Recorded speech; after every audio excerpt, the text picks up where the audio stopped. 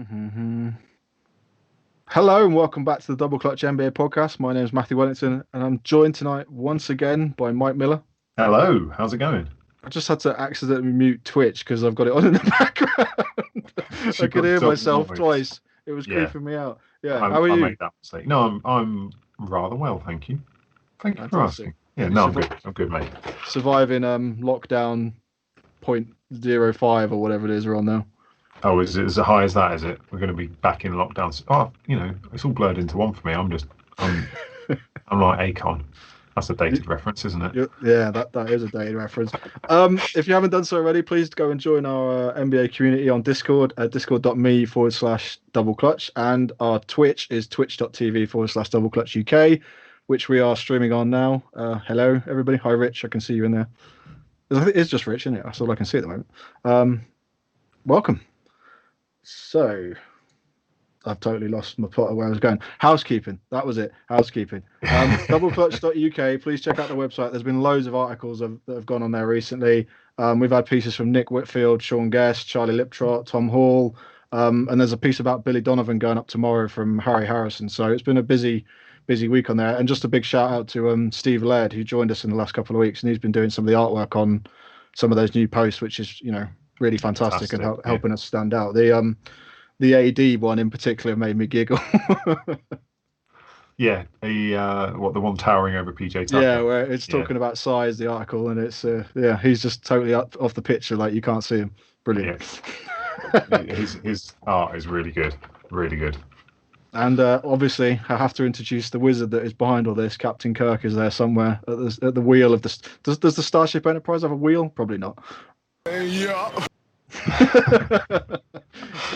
He doesn't say much. He just speaks with emojis. No. Right. Anyway, moving on to the NBA Finals. This is, of course, the second NBA Finals show we did. We did our preview last week. 3 games have taken place. The series is currently at 2-1 to the Los Angeles Lakers. Game 3 took place this morning. I did watch it live, much to my amazement. I wasn't planning on watching it live. I just happened to. It was on at 12:30, wasn't it? It was an earlier tip-off, so I just ended up sticking with it and didn't put it down in the end. So not as out of it as I was this time last week when I just watched the Celtics and Heat series. Yeah, you were pretty strung out the next day. I was a bit sleepy, yeah. But not so bad this week. And I managed to auto schedule everything on the website, so I haven't had to fiddle around with putting anything up. We've had everything organised for once, which is rare for us. Very rare. Very rare. But let's get into this finals game. Yeah, you've been really excited. Even controlling you before the Discord went the Twitch went live was difficult. That's because I'm such a fun guy.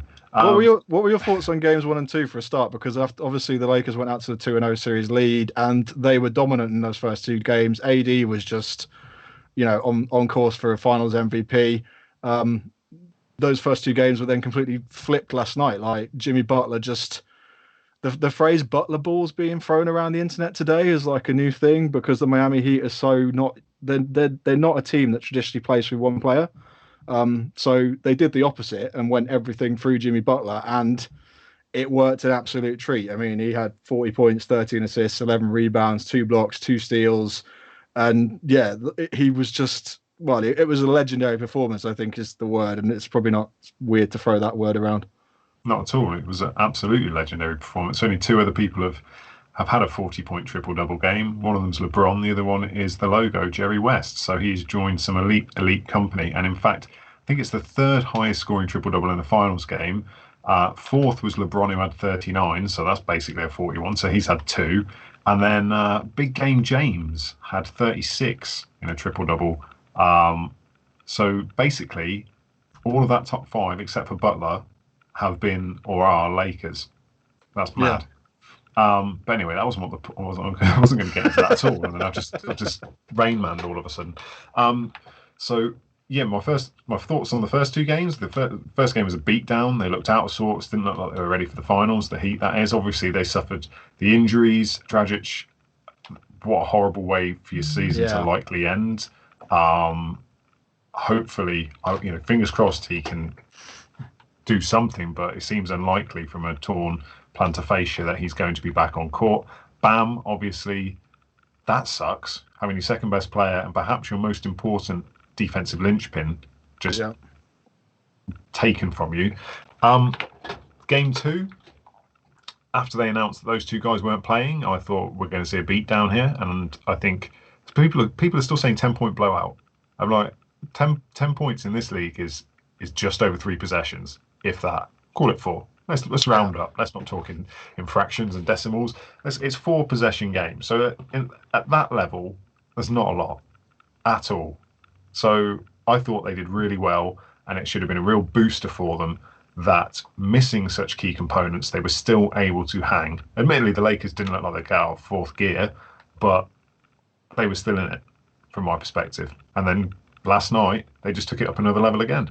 Yeah, game 2 was that trend that we've seen throughout this year's playoffs, especially, is you just fall behind by double digits and that's it. You ended up playing catch up for the rest of the game. And you go back and look at NBA.com's got one of those game trackers, hasn't it, on the stats pages? Mm-hmm. Yeah. If you look at games 1 and 2, like Miami really held their own for the first quarter of game 1, and then the injuries happened, and that was it. The entire tide of the game just turned, and it was the same in game 2. Like the game tracker for game 2 was basically all LA.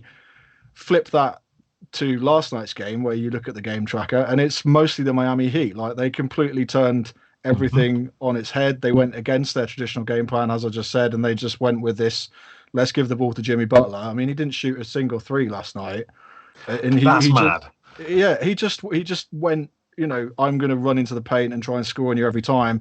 Drew loads of fouls. Foul trouble for AD was a massive problem for the Lakers. And there's some strange conspiracy theories that I've seen on the Athletic today about once he got those 2 fouls and early on, he was sat intentionally so that LeBron could make his sort of finals MVP case a bit more tangible, I guess. I don't know. So on that, because obviously we haven't podded since then, and that conversation is now probably dead, the idea of finals MVP. Did you side with one over the other? It was going to be AD for me, but... Okay, that's fine. I'll take that. First stage, just to come out and do what he did those first 2 games, you couldn't stop him, and that's why everyone was writing the articles about, the big man's back, and we had one and the Ringer and a few others all wrote about how size was suddenly becoming this big thing, and then within the space of 24 hours, it's all flipped back on its on its head again. This is like where we see the little adjustments from game to game as you start to scheme, and the way they attacked. They attacked AD on defense, where basically the minute that entry pass came, the double came from the weak side. They really threw him out of his rhythm, changed up the way they played, having been in zone for most of the first, well, all of the first 2 games. Yeah. Not really going to zone that much. It's really quite cool seeing how the adjustments are being made and what impact they're having, because the minute AD was out of his rhythm, they've got a shot. Yeah, and they're a team that is, thanks to Spoelstra, has constantly made adjustments throughout these playoffs. And, they haven't had a cakewalk. And like the Lakers haven't either. They've lost a couple of games. But, that's what we'll get onto later, is the fact that they've lost this one game. But they've lost one game in most of the series they've played in so far. So they'll probably just bounce straight back from it. But Miami took away everything that made the Lakers so dominant in those first 2 games. Like the easy layups were gone. The dunks in transition were gone. The mismatch, the sort of mismatches and putbacks that they were getting in the half court were just completely taken away in game 3. And they almost had played, well, hero ball seems to be a word that's thrown around as well today. It's like they just ran up and down the court against the Lakers and tried to use that, let's just beat them, let's just outscore them and see if they can keep up with us. And the Lakers shooting in games 1 and 2 was amazing.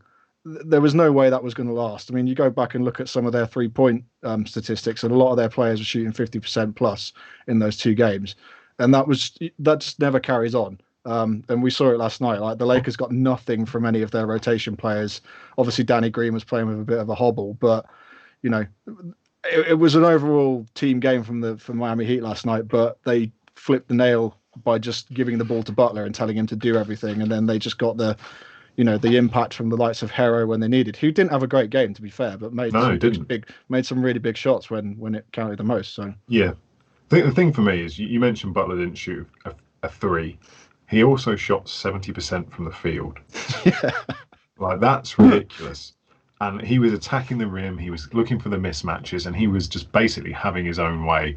Um, it was insane that Mark Jackson on the broadcast and Jeff Van Gundy on the broadcast were sort of criticising him for the few occasions he would try and kick the ball out. Yes, there were some sloppy turnovers there, but when your load is that high, you're gonna have a turnover or two. One of the things I noticed was how the rim, which has been scoring at the rim has been a big thing for the Lakers so far this series. Their field goal percentage at the rim dropped by 10%. So 72 to 62 is not that great, certainly for the Lakers' perspective. The mid-range shots, they held to 36.4% from the short mid-range, which was another place they were killing it in the previous game. But one of the big ones is this Lakers team built on defense and just being able to turn even buckets into quick transition baskets. They took away, they normally shoot 16% of their shots in transition. They went down to 12%. And that's actually a swing of like 8 to 10 points in a game like this. So there's exactly where they've made up some lost ground. And if they can continue to do that and take away transition games, you might get a series out of this. Yeah, and Jimmy Butler was interviewed after the game, and they asked him what they did differently, and he just replied with rebounds. Like, he seems to obviously all of a sudden they've had an epiphany, and it's like, oh, light bulb moment. We just need to rebound the ball better, and they obviously weren't doing that very well in games 1 and 2. But with Bam potentially coming back for game 4, this series is just, who knows which way it's going to go now. I mean, it's almost giving me memories of 2006 when you've got Dwayne Wade and Shaquille O'Neal winning that game 3 against Dallas, and then all of a sudden the series just flipped on its head. Like, Dallas had, the game 1, I think, in the 2006 finals was fairly close, but the second game was a masterclass from the Dallas Mavericks, and game 3, I think the Mavs had a 13-14 point lead in the fourth quarter in that game, and Dwayne Wade just switched his switch, and just went off. And for the next 4 games, I think he averaged 35 points plus in the series, which was just, this could be the beginning of like really seeing Jimmy Butler just emerging as some sort of alpha dog superstar, because he's always been one of those guys who's been great, and he gets a lot of credit for it, but a lot of people don't put him in the same categories as some of the true, superstar players in this league. So, and I think we probably still won't as well. Like, despite this game, this game, which is a historically great game, I would be surprised if we walk away from this series. Say it ends 4-1, and anyone considers him better than where they did before. He's never the fashionable choice to pick as being a superstar. I mean, he is. It's his personality, I guess. It's so different to everyone else's, or the perceived personality. He's a lot more raw and real, and I just don't think a lot of people like that. But this is a guy who's betting on himself at every stage of his life. Go and look up his how he grew up. It's crazy. It's like, it's absolute madness. It's horrific and amazing at the same time. Didn't he fax his college entry from McDonald's or something? Is what I heard on the broadcast the other night. And his mum disowned him because she told him he was ugly or something like that. It's just there's some really weird stuff. Like, I had to read some of it 3 times to make sure I wasn't just reading some kind of rubbish. Yeah. But this is a guy who bet on himself when he got his rookie extension with the Bulls. He didn't take the initial offer, declined that, and then got himself a max that way. He bets on himself, and if you look at the way he leads this team, I think I mentioned a couple of weeks ago, he is an incredible leader, wants to get everyone else involved, wants to push the attention onto them, to praise them up, to give them the confidence. But this team right now needed him to do exactly what he did yesterday, just grab the game by the scruff of the neck and drag it. Yeah, and it was brave of them to just go with that, considering they haven't really done that throughout the season. Like, if you've watched the Miami Heat, they just do not tend to just give the ball. A lot of teams in the NBA just give the ball to one player, and that usually is their game plan. Like, we see it in Portland. Like, Damian Lillard. If Damian Lillard has a bad game, the rest of the players don't seem to show up. Whereas the Miami Heat have managed to counter that this season by bringing in a guy who doesn't care if he has, you know, an off night and everyone else has a great night. So you've got a guy who's coming in there. You've got multiple ball handlers all around him, 3-point threats just all over the court. A lot of those players are good enough to beat players on the switch and on the one-on-one as well, which makes a massive difference. Kelly Olynyk has been superb. Like, and you mentioned the sort of rotation bigs for the Miami Heat would play a big role in this series if they were to, you know, compete with the Lakers. And without Kelly Olynyk, they're not in this series, because I don't think they would have had that fight back in game 2, which has obviously then spurred them on to realise, wait a minute, we can actually win, we can beat these guys. We just have to play like this for the full 48 minutes as opposed to the last 2 quarters of a game. Like, and to see him coming out and playing like that, he had a good game again last night. Like, they would just they get points from all over the court, even if, you know, Jimmy Butler's having a bad game. I mean, 12 from Crowder last night in 33 minutes. Myers Leonard played 12 minutes, got 7 points, a couple of rebounds. Like, you're getting something from everybody. And the Lakers had totally the opposite last night. They had the atypical Lakers game, as I like to say. They just didn't get anything from anybody who they can normally rely on. I'm not sure they can normally rely on them. That's one of my concerns with the first 2 games. Like, other than Rondo in game 2, you relied on exactly. You relied on like 65 points from your top 2 guys. Yeah, and that's just like, that to me is not, that's not team. Like, admittedly, in this one, you got 40 points from your top scorer and you know, 57-ish from your top 2 scorers. But this is, you know, an individual performance that stands out there. This isn't what we sort of expect as the norm. Whereas with the Lakers, we kind of expect those audacious stat lines from those 2 guys. And I think it's really the role players who need to step up and they need to contribute more. Yeah, you mentioned the adjustments that the Miami Heat made on Anthony Davis in sort of the first half of that game, which obviously ended up with him in foul trouble. I mean, the Lakers had 20 turnovers. 10 of those were in the first quarter. Like, I can't remember the last time I saw a LeBron-led team just throw the ball away like that so many times. So he's usually the sort of guy who just stamps any of that out. So are we thinking, you know, they're up 2-0, the other team's reeling? This is did they get complacent? Yeah, maybe. I mean, I was on the Saturday Live at 5 with NBA UK fans. Shout out to them. And I was talking to Jimmy and basically said, you know, this is a wounded animal, and a wounded animal in a corner is dangerous. and it turned out to be quite prophetic, which I'm going to claim was all expert knowledge and insight, and not at all the fact that Jimmy Butler just suddenly exploded for a historically great game. But they were sloppy, very sloppy. Almost, I don't know. You know how LeBron likes to feel out games, or he's trying to like wake people up. Yeah. There's like a conspiracy theorist in me. It's like, well, maybe he's just, you know, he's like, we're in the finals now. You made me put up basically 30-point triple doubles. You made AD do all this. We're just gonna, you know, ease off a little bit here and see if you guys turn up. And if you don't, then I'm just gonna call you out. So I'm expecting there to be some mean notes slipped under the hotel doors from LeBron James's. Yeah, I like to keep up my trend of the last 2 weeks though, and get a Zach Randolph Zebo reference in, because AD last night did not have. I think he had 1 shot in the fourth quarter. That's not good enough, man. Everyone's saying he's the best big in the league, and you have 1 shot in the fourth quarter of the third game of the NBA Finals where you could take a 3-0 decisive lead. You know, teams don't come back from that.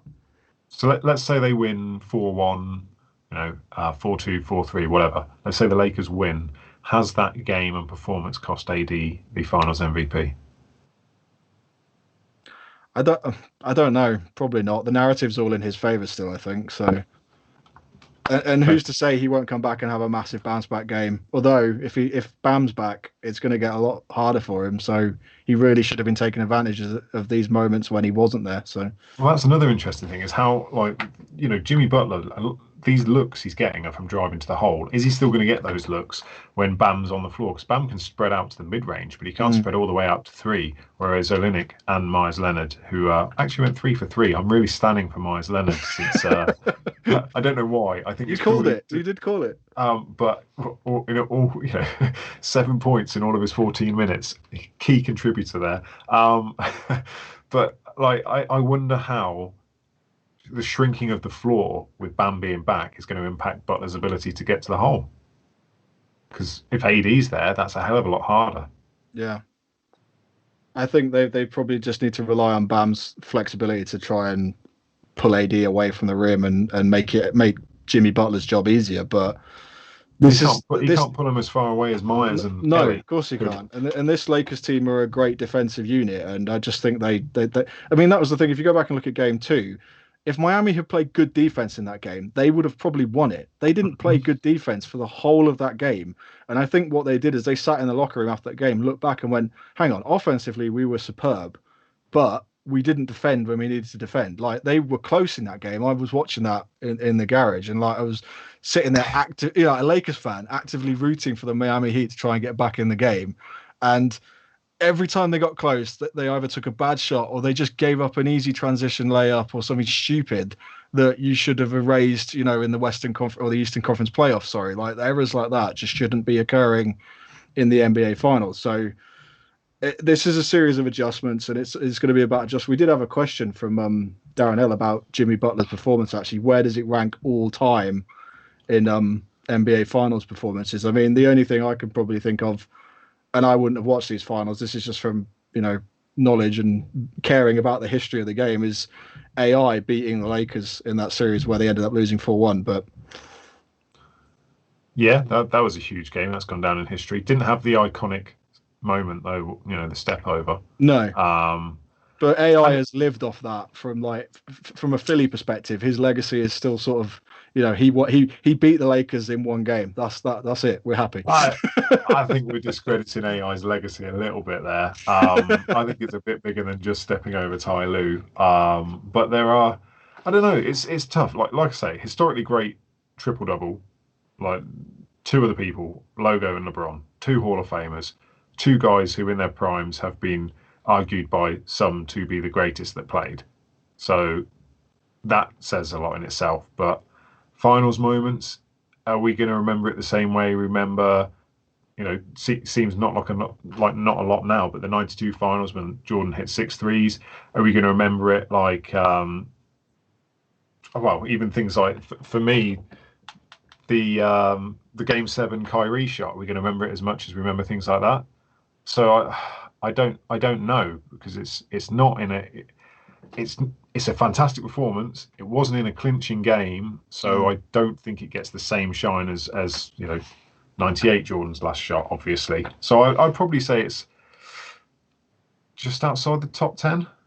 Yeah, maybe top 15. It's strange that he had those 40 points, but I don't know if any of them will go down as being iconic in like NBA Finals history. There wasn't ever that moment. No. That's not to take away from it, because it's phenomenal what he did.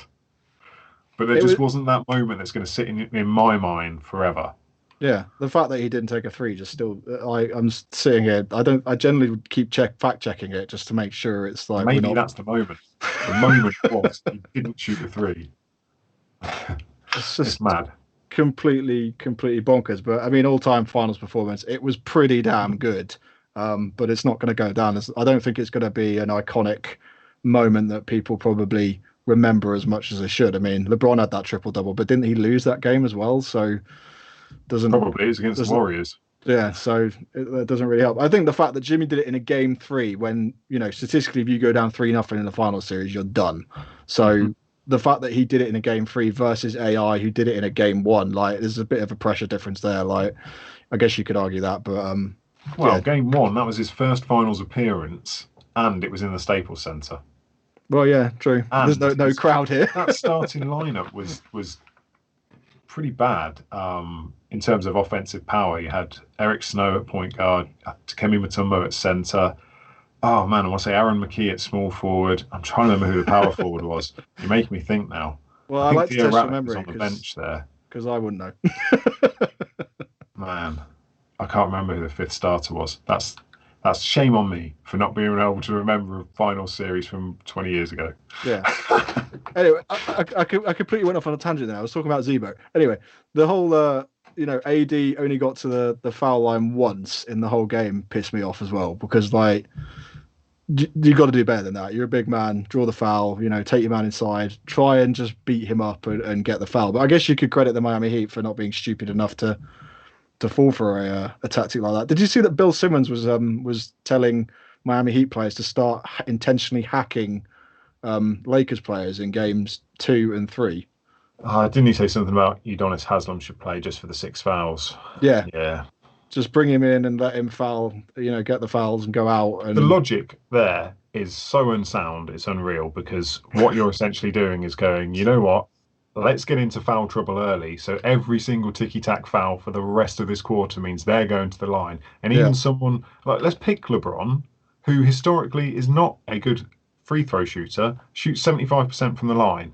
75% from the line is still better than they've shot at the rim in this yeah. series. Because the highest I think they had was 72 or 73%. So go on then, foul him, send him to the line, and give a points per shot to him. That's just ridiculous. Well, that's why I think this series could end up being ultimately decided by fouls and free throws because the Miami Heat have got some really great free throw shooters. Like the two young guys, Duncan Robinson and Tyler Hero. I think they both shot over 80% throughout the regular season, and they have done so far in the postseason as well. Like they've got guys who are not afraid of, doesn't matter how young they are, whether this is their first finals experience or whatever. They're just good at going to the line and making those shots when it counts. So, I mean, last night the injuries didn't really have too much effect. Goran Dragic, do you think he's playing again? Because I'm seeing all kinds of things that, JJ Redick was saying that he had that injury like when he was in college and you just can't play on that. And other players have all said something similar. So do you reckon he's in or out in game 4? Out. I read a quote earlier from him, which basically said he's not sure why these things happen at a time like they do, and linked it back to, there must be another worldly, godly purpose as to why it's happened right now. But basically, by the end of the quote, he was almost in tears. So it sounds to me like his chances are slim at best. Yeah. Maybe if it goes to 7 games, he might suit up and do like a Willis Reed. But see, there's another iconic finals performance, even though he didn't do that well in the game because he had a torn hamstring. But the iconic moment is walking out onto the court versus the actual on-court production. So yeah, wheelchair. Yeah. So I've completely lost where I was then. Do I think he comes back? No, I don't, and it sucks for him, but it's the right thing to do for his health. Yeah. Okay. What went wrong for LA in Game 3? I mean, we mentioned the turnovers. AD wasn't as aggressive as he probably should have been. Do we have to give all the credit to Eric Spoelstra and the adjustments that they made, or is a lot of the blame heavily shouldered by the Lakers because they just didn't show up? You have to give credit to the Heat for making the adjustments they made and winning the game. But there did seem a level of distraction on the team. That first quarter was just sloppy. Yeah. But you say that, and people can point at the first quarter. First quarter is not the end of the game. They were 2 points up in the fourth quarter. They rallied back, took the lead, and then the Heat called a timeout, and Jimmy Butler smashed him in the face. Yeah. So they were sloppy, and they probably could have built a cushion from the first quarter, but I think you can't not credit the Heat. Go on, you can carry on. Sorry, I thought I could see you talk. I think I've got a bit of lag on the stream. I could see you talk. Your mouths were moving, but I couldn't hear anything. It's because I'm not actually talking. I'm like what are they called? A mannequin, ventriloquist puppet, yeah, and there's someone just off screen. What are your thoughts on this LeBron theory that I briefly mentioned earlier about LeBron couldn't accept the loss? Because I was on what's the Facebook group you invited me to the other day? I forgot the name of it already.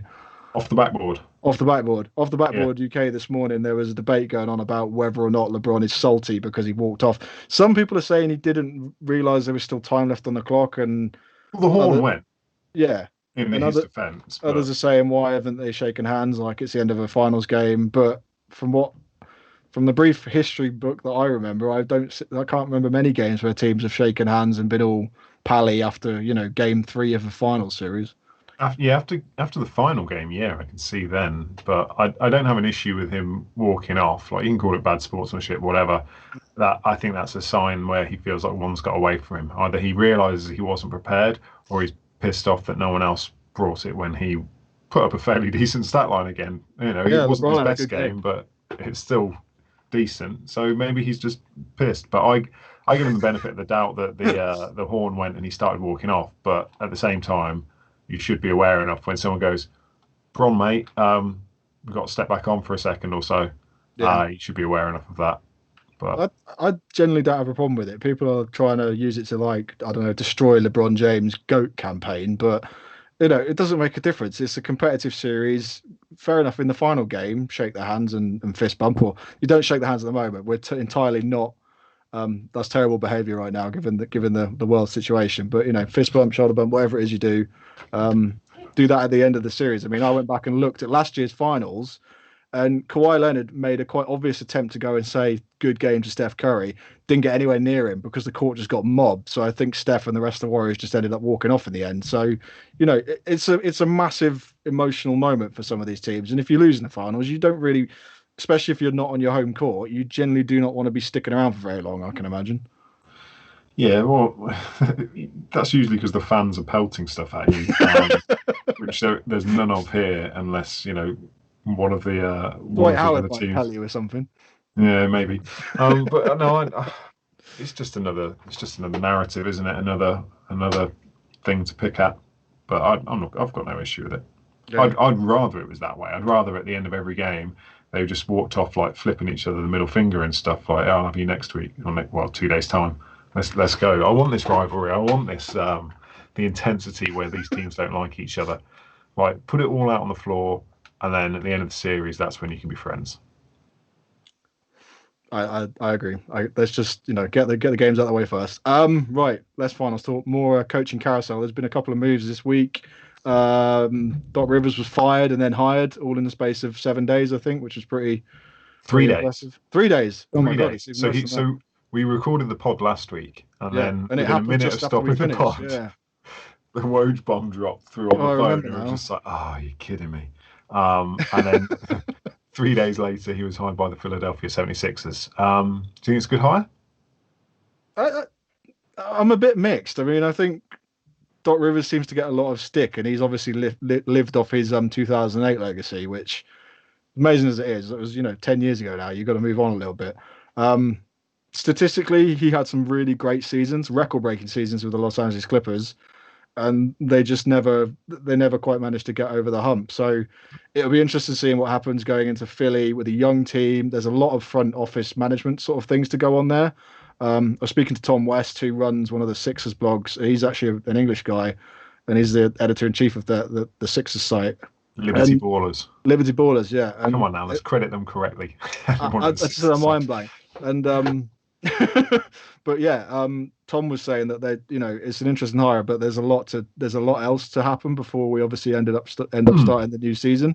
And there's all kinds of rumors about whether Ben Simmons, sorry, is getting you can trade Bill Simmons if you like. Is trading Ben Simmons or Joel Embiid or what their roster's going to look like next season. But Doc goes in used to coaching a variety of superstar talent, I guess. So I think it'd be interesting. He's not the greatest on-court coach. He doesn't seem to make too many adjustments, but Ben Simmons and Joel Embiid don't listen to anyone anyway, so it doesn't really make much difference. He definitely knows how to manage big egos, big People, personalities. Yeah. So when you've got Paul Pierce, Ray Allen, and Kevin Garnett, that's three of the biggest you'll ever get. Then you throw in someone like Chris Paul, who's loved by many and hated by more. Even like within his own team, you got Blake Griffin, who is similar kind of attitude and just rubs some people the wrong way. That team developed a reputation for being moaners and things like that. He sort of outlived that. What bugs me is that people are looking at this instance here, and I'm gonna sound like I'm standing for Doc right now, but he had essentially a new team this year with the arrival of Paul George, with Kawhi Leonard. Paul George starts the season injured. Kawhi rests. The two of them basically don't play together for everything bar 13 or so games during the regular season. Then the pandemic happens. Then the season restarts. He's without Patrick Beverley. He's without Montrezl Harrell. He's without Lou Williams. So there's a lot of different things he had to try and mix together. And yeah, he didn't get very far. Well, not as far as he should have got. And he lost a 3-1 lead. But come on now. Like he had a lot to deal with that season, and people seem to forget that last season when that team was completely written off, they became the feisty underdogs that went to Yeah, the they playoffs. really took it to the Warriors. Yeah, and brought put my teeth in. Shea Shai Gilgeous-Alexander. they unearthed him. They basically rinsed the 76ers in the trade to get rid of Tobias Harris. And people just like this is what I hate about recency bias is they look at the 3-1 loss and go, he sucks. This team should have been a finals contender. Yes, they should have been, but there's a hell of a lot of circumstances around that sort of not excuse, but at least give some context as to why they weren't. And then they start, well, if they didn't get to the finals, the coach is shit. Okay, well, if he's that bad, how did he get that team to the playoffs last year in the loaded West, where his star player is basically Danilo Gallinari, who is great, but when's he ever led a team to any postseason? And Patrick Beverley and a couple of rookies. Yeah. Sorry, rant over. That's my Doc D done. No, the rant's fine. And if you watch Netflix have got a series out at the moment called Coach's Playbook, and the first episode is Doc Rivers. And they talked about the Donald Sterling affair and how he managed that. And, you know, they had a playoff game and playoff series going into when all that happened. And I remember covering it. And it was just like, you generally couldn't quite believe the sort of racist remarks that were coming out from Donald Sterling. And especially, you know, being an owner of an NBA team, that you just can't picture something like that being the case. But on that note, he is quite obviously a people guy.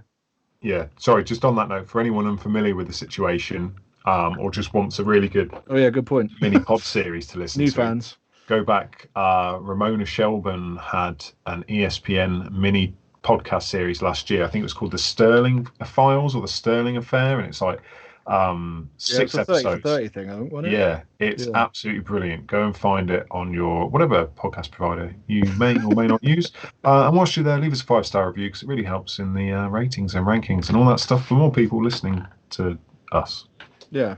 I mean, the situation for Dot this year was, you know, anything but a championship was just going to be, he was going to get stick from no matter what, I think. Like, you bring in those two guys, whether or not they're the greatest two to play together is another thing. I mean, it looked like they one of them didn't look like he was too bothered and obviously had some mental problems, which he was quite open about in Paul George. And Kawhi is this guy who, I'm not sure Kawhi is the most coachable guy, judging from some of the stuff we heard that came out of the Raptors locker room last year when he was like backfiring at, you know, Nick Nurse, who over here is a bit of a legend, like, you know, backfiring coaches among this niche basketball community. Yeah, and the way he sort of fell out with Greg Popovich as well. Like, I'm not entirely sure he's the most amicable of superstars to have in your locker room. I know he's quiet, but I bet when he feels like he needs to speak, he'll let you have it with both barrels. Like, but he's such a fun guy. Yes, he is, absolutely. I think actually one of the things you hit on there as well, which adds to the defense of Doc, is you've hit the nail on the head. This bubble was so weird that guys like Paul George, who, yes, they've had stick for disappearing in the playoffs before, but that guy was openly suffering with mental health issues, and we don't know. He's just the only guy who had the confidence to come forwards and speak about it. There might have been others impacted in similar ways, but yeah, hopefully he can get Embiid and Simmons thinking on this. You know, those guys, they're teammates. You don't have to get along with your teammates. You just have to respect them and understand how you work in the same system. Yeah, it's a benefit if you do, but there are guys on teams that didn't get along and have done perfectly well. I think he's not going to be bad for them. I just don't know if he's going to be what they're looking for, because they've got some serious structural issues with the way that roster is formed. Constructed, yeah, they need to sort that out, because you can't pin it all on the coach if you don't give him the right team to run with. No, and they need to work out whether, if Ben Simmons is willing to put in the time and learn, to get himself a jumper, then you might have a bit of a direction. But until he does something like that, you either have to go all in on Ben and play the way he plays, or you go all in on Joel Embiid and utilize him to the maximum of his ability. Like, one of the questions we got from Harry was about a potential trade that seems to be popping up all over the internet, and that's for the Ben Simmons to the Timberwolves, which would be an interesting one. I mean, they get a player who they can then work around, I guess, but I'm not sure there's too much to add to that because it was a random report on Twitter by some guy who has a verified blue tick who I've never heard of. So Yeah.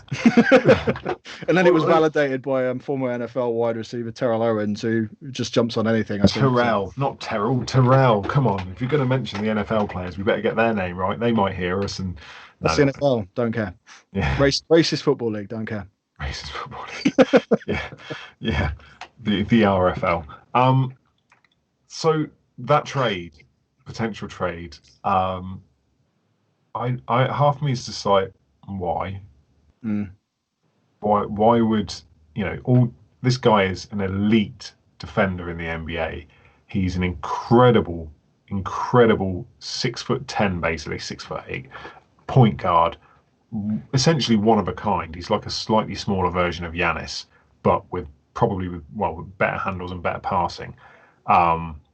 Somehow he's got a worse 3-point shot though. But why would Philly give him up for the number 1 pick this year? What I just don't see. Like, he's the kind of guy he's the kind of talent that doesn't come around every year, and no one in this draft. I say that and now someone's going to go absolutely ham and just. But no one in this draft shouts superstar, and admittedly he kind of did, because his 1 year in LSU was just I've got to go to college for a year and I can't be bothered. I've just picked the school that my dad's mate I was an assistant coach at. He absolutely smashed it at the what was the academy he was at? Again with a D, which in fact, oh my God, Embiid went there for a bit, and as too did. Oh my God, my mind's gone completely blank. It'll come back to me. I can't remember the name of the academy he went to, but he was an absolute. Montverde. There you go, Montverde. Thanks, Wiki. Yeah, there you go, Montverde. Yeah, which is where D'Angelo went as well. So they crossed over briefly there. So maybe there's a bit of history there. But I mean, how do you see that existing as a duo? Basically, Cat can spread the floor better than Embiid can. So he's one of the best 3-point shooting bigs in the league. So maybe Simmons doesn't clog it up the way that he has done in Philly. Maybe that's his space for him to roll as a pseudo 4, because we still do positions. But don't say that, Joe. Helbert will have a go. You'll get Joe on you. I just to me, it's just, I think there would need to be a significant package to make me part with Ben Simmons. Yeah, I'd be tempted to part with Embiid over Simmons. Well, Ben Simmons is a guy who, like, back when we were covering the draft and everything, he was compared to, he's going to be the next like LeBron James. Like, that was literally, he did a bloody slam cover and an SI cover, and like only the next great thing gets to take part in those covers. So that slam cover, he was wearing a retro 2002, 2001 Jordan All-Star jersey. That's beautiful. Probably got it in a pile of slams behind me. Yeah, I mean, well, that's Rashard Phillips, who's RP3 Natural on Twitter. He tweeted that Doc Rivers is going to try and trade Ben Simmons to Minnesota for the number 1 pick and take LaMelo Ball in Philly, and this is a good chess move. And then he says in Minnesota, what they will do is run it back with D'Angelo Russell, Karl Anthony Towns, and then you throw Ben Simmons in, because Ben Simmons and Russell have played together before. So run it back, because they had such a long spell between them anyway. I just fair play, if they want to swing for that, they want to swing for that. But again, Doc Rivers isn't making the personnel decisions in that franchise. That's Elton Brand and a collective of others. So they've made stupid decisions before. I don't think this would be a wise one. I think he's too much of a talent to consider that for. You're never going to get. He's at that peak point where you're never going to get back something of equal or greater value. So no, I wouldn't. It's not an easy place for them. Other teams with vacancies at the moment, obviously the Clippers have obviously now got a vacancy, the Rockets, Pacers, Pelicans, Thunder. I mean, if you had to power rank, like if you were an NBA coach, Mike, and you were a free agent, as you are, I can see. I am a free agent. If anyone wants to sign me for $5 million a year, I would. If you had to list the teams, your top three or whatever out of those available positions, what would you be? How would you be ranking them? I mean, some of those situations are quite like the Pelican situation's nice. You got David Griffin, you got some really good young talent, you've got a lot of flexibility. You're not really tied into any significant contracts, but then you can counteract that with the Rockets, who we don't know what the hell the Rockets are going to do. Daryl Morey is going to do something totally left field again, probably. Mm-hmm. That was too easy. Talent on the board, I'd still say the Clippers overall, followed by the Rockets. You like the must-win scenario of going into LA and yeah, I think I can handle that pressure. I mean, obviously you'd want the opportunity to work with someone who has the potential to be as iconic as Zion does. I don't think there'd be too much pressure in OKC. They're going to hit a rebuild. Maybe I could just sidle in there and no one would notice. Pacers, it's kind of like 29 of the markets don't talk about the Pacers, but that's one of the most intense basketball cities and places in the world. So I can imagine that whatever we perceive the pressure Nate McMillan was under would have been ramped up 100 times there. I think Nate McMillan's done as a head coach. I think he's had his stints. His defensive focus doesn't work. Not in the way the league's going now. I like the fact that D'Antoni got binned off. He was supposed to be a shoo-in for that Philly job, and they binned him off. That's interesting to me. I didn't think he was the best fit for those two guys. I wouldn't want to see him somewhere like the Pelicans because there's no way Zion would keep up with that speed of game, I don't think. Destroy him before he even got to 25, probably. Yeah, probably run him into the ground. I'd like to see Ty Lue get a shot. Somewhere else, I'll say Ty Lue get a shot. Ty Lue's got a really high level of respect across the league from all sorts of players. Like we all sit there. He got back up again after AI stepped over him. Back when he was taking the Cavs to the finals, everyone was like, "What does he actually do? Does he just sit there and say, right, LeBron, there you go, just get on with it?" Like probably, but if he gets on with the people and the players, then that makes a world of difference to how positive vibe that is in your NBA organization. Sam Cassell's someone who deserves a shot as well. I think Kenny Atkinson, the way he's built culture, he might be good in somewhere like with the Thunder, actually. Maybe even the Pelicans, somewhere where the trajectory is upwards, but they're still bottom feeding at the minute. The OKC rebuild, if they're going into rebuild, Kenny Atkinson's one of the guys you want around there to establish a culture. Becky Hammon deserves some attention. I want to see Chris Finch get a job though. Chris Finch, the assistant at the Pelicans, who was also the GB coach during the 2012 Olympics. Go on, let's get two guys with BBL ties. He coached over here for a long time, coaching in the league. Then we can have the primetime Saturday matchup can be the Raptors versus Chris Finch and his rebuilding OKC Thunder because the two are such staple names over here now. Yeah. I think D'Antoni's the interesting one because you've got to be brave and bold to bring him into your organization because he's going to change, he's going to change everything on the court. Like you're not going to be able to run anything you used to be able to run. He's just going to rewrite that entire offense. It would be curious to see if he ended up with the Clippers just to see what he could do with the sheer amount of talent that is on that roster. Like that would be interesting. Yeah, it would because actually, he's famous for not being able to coach a team to play defense, and here you have basically a team full of elite defensive players. So if they could retain some of that they've already got, that skill level and standard they already have, then maybe that's just exactly what he's needed his whole career. Yeah, I mean, if Steve Nash hadn't gone to Brooklyn, I think he'd have been a great fit there. But again, you're clashing with like Kyrie and KD and whether or not you're happy playing with him. Yeah, maybe.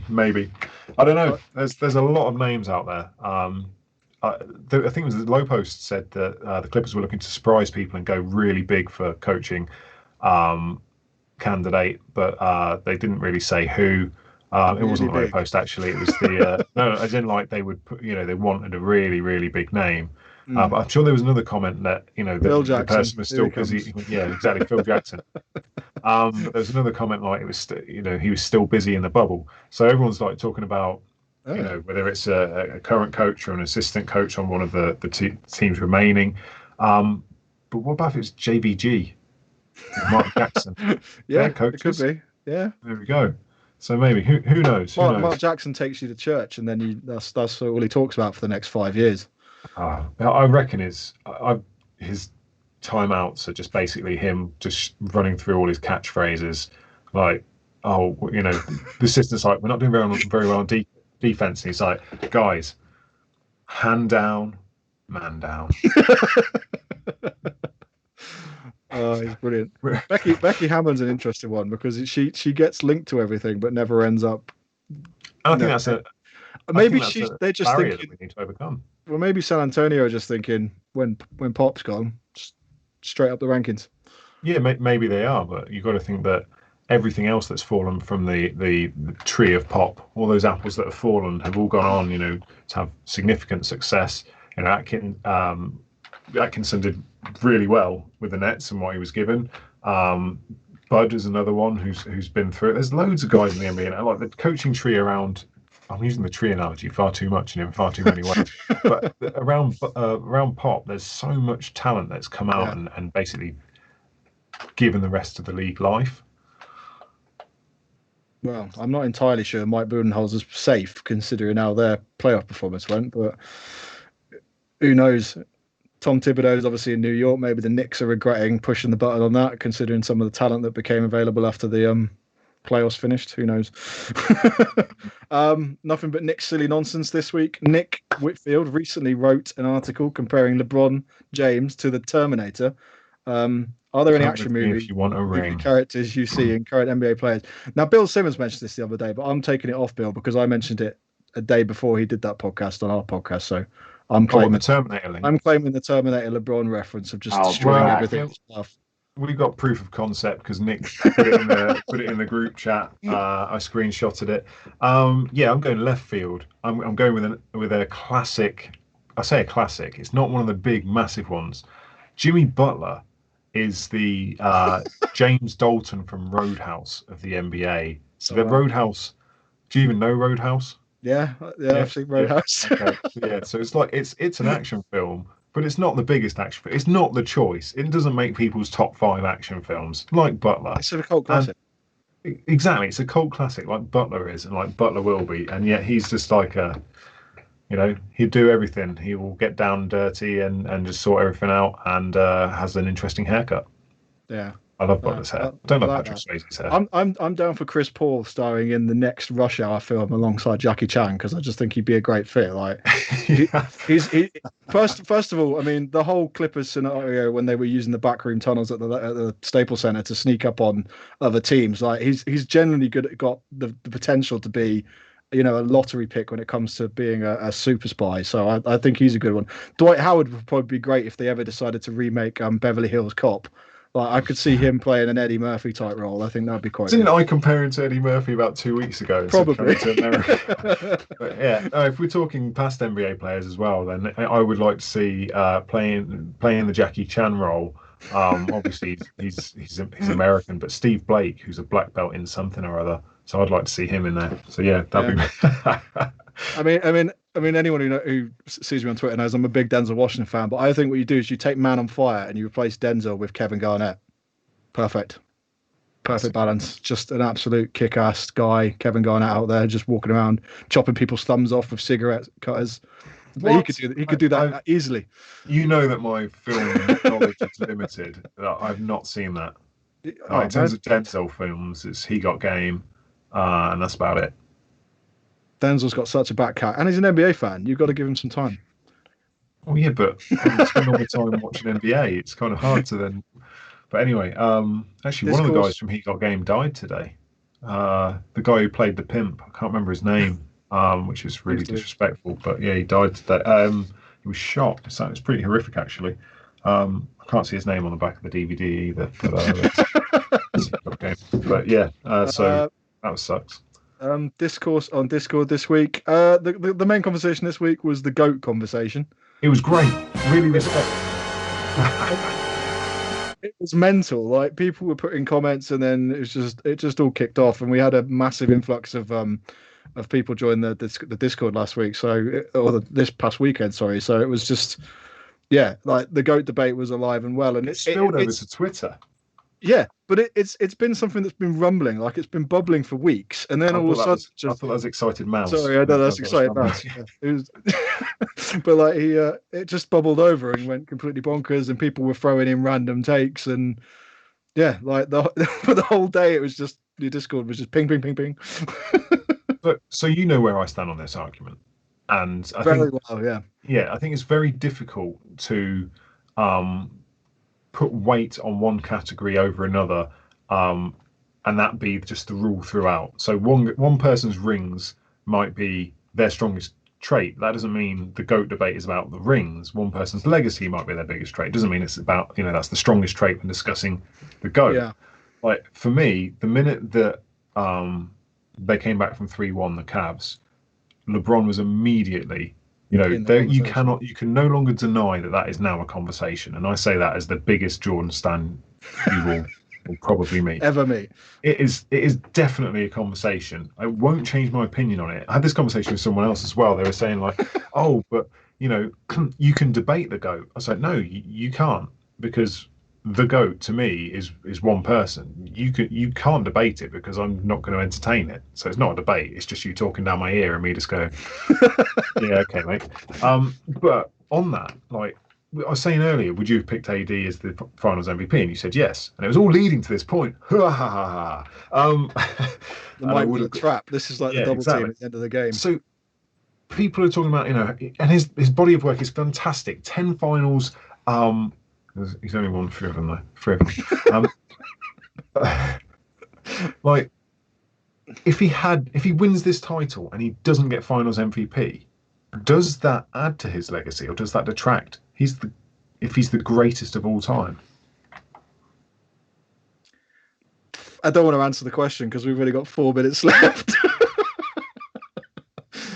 And that's the thing. I don't think it detracts from anything, but he's my era. He's my era, so I think so he can be your GOAT. That's fine. But I'm just saying, like in your mind, if it goes from 3 of 9 to 4 of 10, but he wasn't the that's his title. That one is. That doesn't help for anyone who's listening to this on Spotify. No, so come and watch us on Twitch. Double Clutch UK.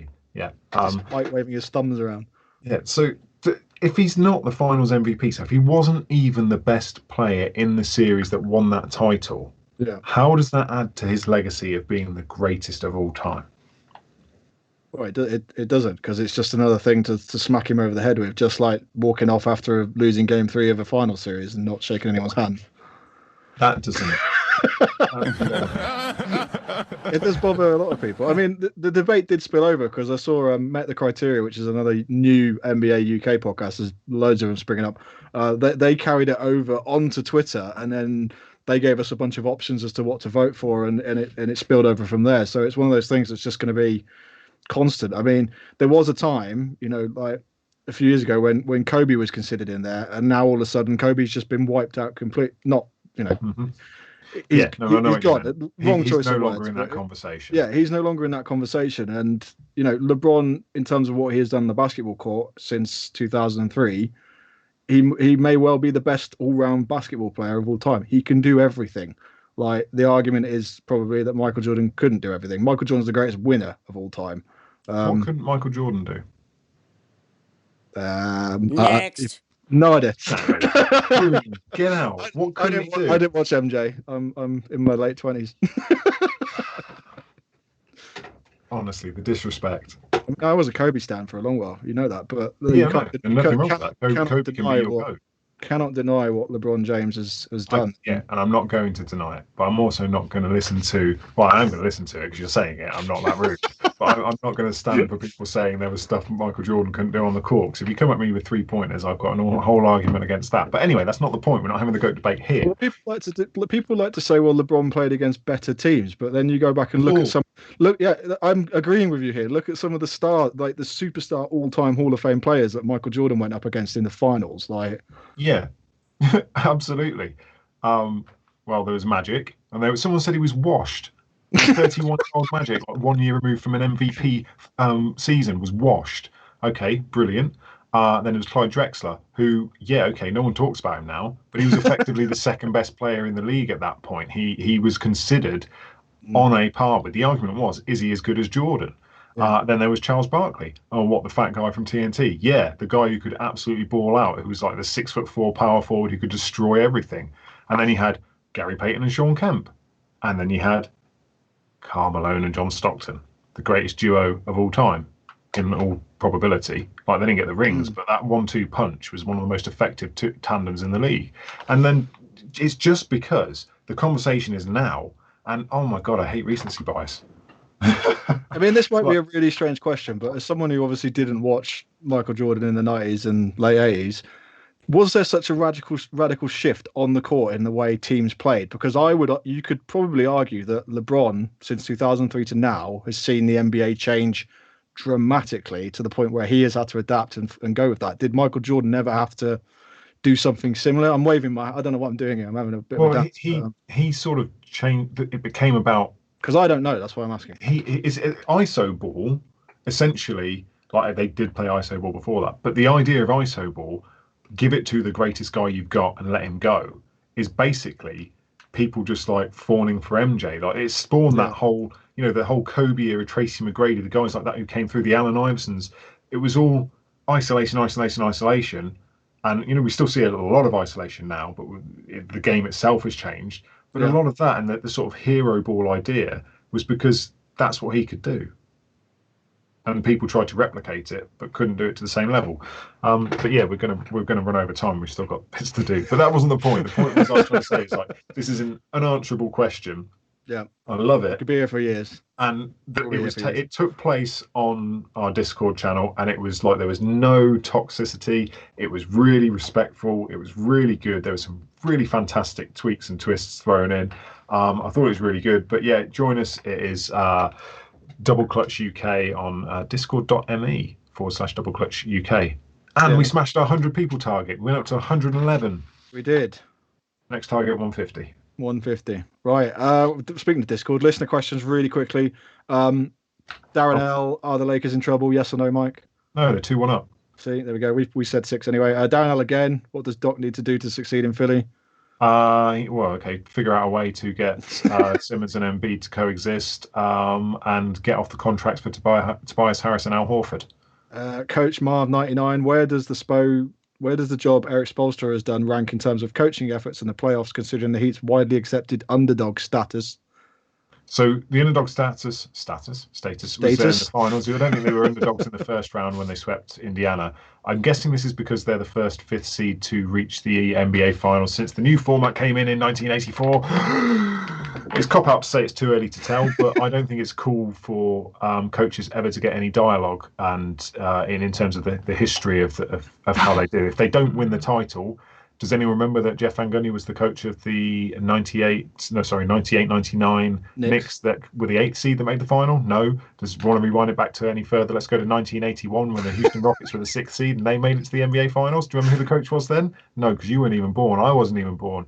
But it was a guy who coached your Lakers in the mid-90s. It was Del Harris. No one talks about these people.